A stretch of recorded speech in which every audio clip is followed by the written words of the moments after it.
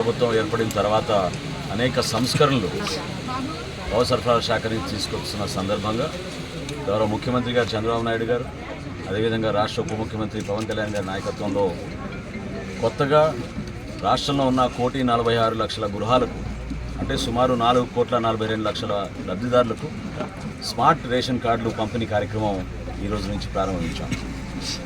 బెంగళూరులో గౌరవ శాసనసభ్యులు ప్రసాద్ గారు ఆధ్వర్యంలో ఇక్కడ మేము చేస్తున్న పంపిణీలో చాలా స్పష్టంగా మాకు అర్థమైంది ఏంటంటే, పారదర్శకత పెంచడానికి, అదేవిధంగా బోడే ప్రసాద్ గారు కూడా చూశారు, కార్డు మనం స్కాన్ చేసుకున్నప్పుడు ఫోన్లోనే మనకి సమాచారం లబ్ధిదారుల గురించి, ఎప్పుడు తీసుకున్నారు సరుకు, ఏ షాప్ నుంచి తీసుకున్నారు, ఎంతవరకు మేము వలసలకు వచ్చే అనేక మంది పౌరులు కూడా అందించగలుగుతాము, ఆ వివరాలు కూడా స్పష్టంగా అర్థమయ్యేటట్టు ప్రతి ఒక్క పౌరుడికి 1వ తారీఖు నుంచి 15వ తారీఖు వరకు చేసే ఈ పంపిణీ, ఈ రేషన్ వ్యవస్థని మరింత అందుబాటులో తీసుకెళ్ళడానికి కోసం చేస్తున్న కార్యక్రమం.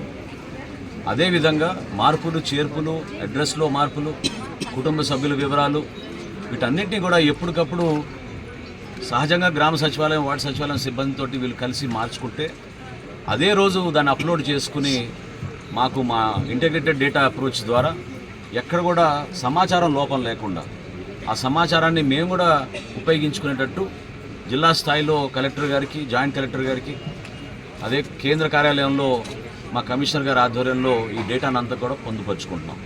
ప్రతి కార్డులోనూ ఒక క్యూఆర్ కోడ్ ఉంటుంది. ఆ క్యూఆర్ కోడ్ ద్వారా స్కాన్ చేయగానే వివరాలన్నీ చాలా పారదర్శకంగా ప్రతి ఒక్కరికి అర్థమయ్యే విధంగా స్పష్టంగా అర్థమవుతాయి.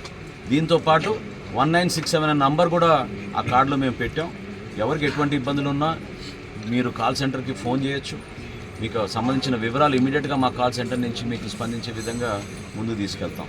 కృష్ణా జిల్లాలో 5,17,000 మందికి ఈ పంపిణీ కార్యక్రమం చేయబోతున్నాం.